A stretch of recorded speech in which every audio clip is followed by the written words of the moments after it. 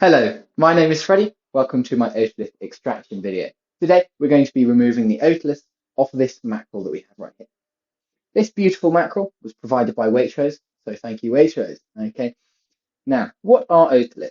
Otoliths mean ear stones, okay, which means they're going to be found at the head of the fish, around about here of the fish. Now, as you can see, and as what is explained above, there are three different pairs of otoliths. There's Utriculus, with these very small otoliths right here. These would be impossible to find on mackerel. Next, we have the Sagitta. These are this biggest pair of otoliths right here. These are a lot easier to find, and these will be the ones that we are attempting to find in the video today. And finally, we have the Langina. These are just behind the Sagitta, and they are, although bigger than Utriculus, still very difficult to find, hence why we will be going for a Sagitta. Okay, so the otoliths we're going to be extracting today are the two Sagitta.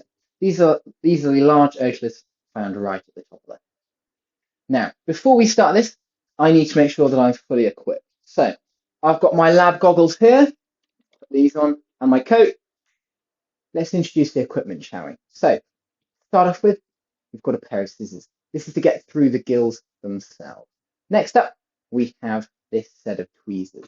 These tweezers will help us to extract the otolith. And finally, we have this knife here. Okay, this knife will help us get through the compartment that the otoliths are hidden in. Now, the method we're going to be using to extract the otoliths today, we're going to be going in through the gills. Right, there are two main methods to extract the otolith off fish. The first part is to cut through the top here, straight into the otolith compartment. This requires a lot of skill and practice, which frankly, I don't have. So we're going to go for the second method, which is to cut through the gills using a pair of scissors.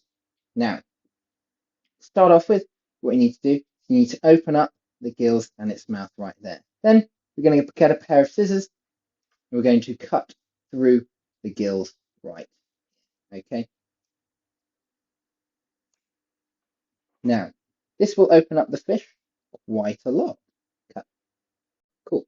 So what we're going to be doing now is going to be removing this area of the fish away from the rest of the head. This is just to make it easier to sort of find the otolith. So I feel like I should clarify that this section was done with a second fish, as the first attempt did not go so well.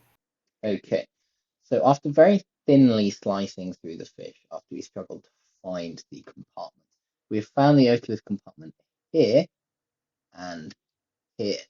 However, on a fish this size, the otoliths are very, very small, and we are struggling to find them. So that obviously didn't go quite as well as I hoped. This is a video of how easy the extraction should have been. Fortunately, it wasn't quite that simple, was it? And this is a photo of the otolith compartment that is just slightly clearer. On the left-hand side, we have a mackerel otolith, and on the right-hand side, we have a batchfish otolith.